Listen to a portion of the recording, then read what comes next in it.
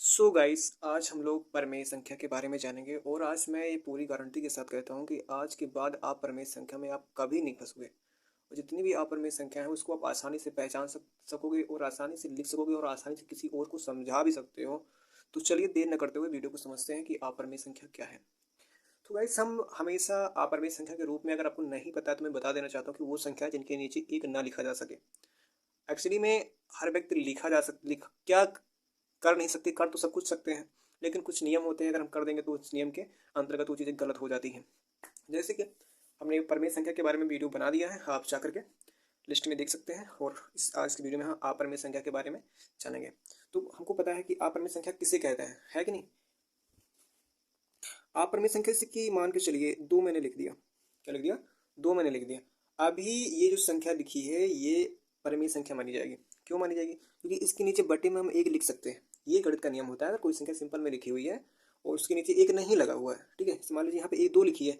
अब मैं कंफर्म नहीं कर पा रहा हूँ कि इसको परमेय बोल दूँ कि अपरमेय बोल दूँ। तो जायज़ सी बात है कि इसको आप परमेय नहीं बोलोगे, इसको परमेय ही बोलोगे। क्यों बोलोगे? क्योंकि भैया हमको पता है गणित का नियम तो यही कहता है कि अगर कोई संख्या सिंपल में लिखी है उसके नीचे आप एक लगा सकते हो। और जब एक लगा सकते हो तो परमेय संख्या तो यही कहती है कि हम में तो बटे में लिखना चाहिए, है कि नहीं। परमेय कहती है कि जो संख्या बटे में लिखी है वही परमेय संख्या है। ये तो बटे में लिखी है, इसका मतलब ये परमेय संख्या है। तो भाई वो कौन सी ऐसी कंडीशंस होती हैं जहाँ पे अपरमेय संख्या आ जाती है। तो बस इसी शर्त से समझने वाले हैं कि कौन सी कंडीशन ऐसी उत्पन्न करते हैं हम लोग कि अपरमेय संख्या दो हो जाए। चलो यहाँ पे मैं इसको दोबारा लिखता हूँ और इसको हम बनाते हैं अपरमेय संख्या। आपको क्या करना है, बस थोड़ा सा इस पर रूट लगा देना है। यह अपरमेय संख्या हो गई। जिस संख्या पे आप रूट लगाते हो वो संख्या अपरमेय हो जाती है। लेकिन अपरमेय में कुछ शर्त होती है। जैसे कि यहाँ पे मैंने रूट लगा दिया, रूट दो लिखा, तो यानी कि अब हम रूट तीन भी लिख सकते हैं। सही, जायज़ सी बात है, लिख सकते हो। अब रूट फाइव लिख सकते हैं। तो आपके दिमाग में ये आ रहा होगा कि दो के बाद में तीन हो तो ठीक है, तीन के बाद में चार आता है उसको आपने नहीं लिखा, क्यों नहीं लिखा? तो मैं उसको भी बताता हूँ भाई क्यों नहीं लिखा मैंने। अब देखो, अंडर रूट सात, ये हो गया। अब आपके दिमाग में आ रहा होगा अब तो आपको नौ लिखना ही पड़ेगा क्योंकि नौ भी तो इसी की कैटेगरी में आ रहा है। तो भैया मैं नौ नहीं लिखूंगा, मैं ना तो नौ लिखूंगा और ना ही 25 लिखूंगा। क्यों नहीं लिखोगे ये समझ लेते हैं। जैसे मान के चलिए मैंने यहाँ पे लिख दिया रूट नाइन। तो आपकी दृष्टि से जो कि मैंने पहले बताया भाई कि जिसके ऊपर रूट लग जाए वो अपरमेय संख्या है, तो रूट तो यहाँ पर भी लगा हुआ है। लेकिन भाई एक ख्याल, बस थोड़ी सी ये चीज़ें बता रहा हूँ, इसको याद ध्यान में रखना। मैं कहता हूँ कि पूरी लाइफ में आप इससे आप मात नहीं खाओगे। बस अब इसको ध्यान में रखना कि जो नौ लिखा है या किसी का वर्ग तो नहीं है। हाँ, वर्ग है किसका? तीन का वर्ग है ये, है कि नहीं। जब हम तीन का वर्ग करते हैं तो भैया हमको नौ प्राप्त हो जाता है। यानी कि इसका आशय ये निकल के आ रहा है कि जिसका रूट निकल जाए उसको अपरमेय में नहीं रखेंगे। हाँ, जिसका रूट निकल सके, जैसे कि 25, है कि नहीं। 25 का रूट क्या होता है? 5 होता है। और कुछ ऐसी संख्या आप गेस कर सकते हैं, कोई भी संख्या हो जिसका रूट निकल सके उसको आप परमेय मत रखिए। जिसका रूट ना निकल सके, जैसे दो का कोई रूट होता है कि जिसको दो बार गुणा कर दें तो दो आ जाए। अगर दो को दो बार, अब चार, हम ये हम समझ कि चार क्या नहीं लिखा। अब देखते हैं चार क्यों नहीं लिखा, क्योंकि भैया जो रूट फोर आप लिखते हो, रूट फोर तो दो का वर्ग होता है, दो दूनी चार हो जाता है ना, यानी कि दो बाहर आ जाएगा बाद में।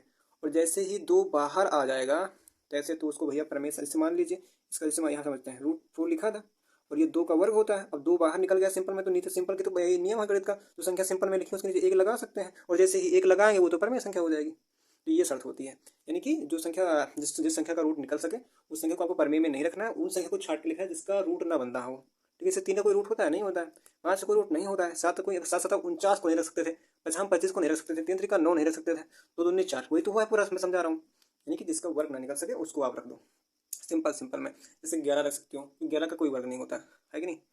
11 ग्राम 121, 121 नहीं रख सकते हो आप, 121 से 11 वर्ग हो जाएगा और 11 सिंपल में निकलेगा तो एक नीचे ही लगा सकते हैं, तो परमेय संख्या हो जाएगी। तो ये रहा आज का जो टॉपिक था। तो उम्मीद करते हैं कि आपको समझ में आ गया होगा क्या लफड़ा होता है इसके अंदर। तो बस आपको क्या करना है, कुछ संख्या नहीं उठानी है जिसका रूट निकल सके और ऐसी संख्या उठानी जिसका रूट ना निकल सके और ऊपर रूट लगा देना है, बस वो परमेय संख्या हो जाएगी। और एक छोटी सी जानकारी ये है लास्ट में जाते जाते, कि जो पाई होता है ना, पाई जब तक इस फॉर्म में लिखा है, इस फॉर्म में लिखा है तो उसको क्या बोलोगे? आप परमेय बोलोगे, आप परमेय। और जैसे इसका मान होता है 22/7, इसका मान होता है ना, यूजली सेवन्थ एट्थ में है ये चैप्टर, और टेंथ में तो शंकु वाले चैप्टर में तो बहुत ज़्यादा इसको लगाना पड़ता है। तो जब तक ये इस फॉर्म में है, ठीक है, पाई के आप देख रहे हो कि पाई लिखा हुआ है, तो जब तक पाई मुझे दिख रहा है ना तब तक क्या परमेय संख्या। और जैसे इसका हम मान 22/7 लिखते हैं, जैसे परमेय संख्या हो जाती है, क्योंकि परमेय संख्या बटे के रूप में लिखी जाती है। तो ये शर्त याद रखना कि जो जब तक कि पाई पाई के रूप में है तब तक आप परमेय बोलोगे, और जैसे इसका मान 22/7 हो जाएगा तैसे आपसे परमेय संख्या बोलोगे। तो उम्मीद करते हैं कि वीडियो आपको पसंद आई होगी और काफ़ी यूजफुल रही होगी आपके लिए। तो आप उम्मीद करते हैं कि आप शायद आप कोई लाइफ में इस पर डाउट, यानी कि डाउट आपका नहीं रहेगा। तो गाइस उम्मीद यह है कि आपको वीडियो पसंद आया होगा, और अगर वीडियो पसंद आया तो वीडियो को लाइक करना और चैनल को सब्सक्राइब करना और दोस्तों के पास शेयर करना। मिलते हैं किसी वीडियो में अन्य जानकारी के साथ।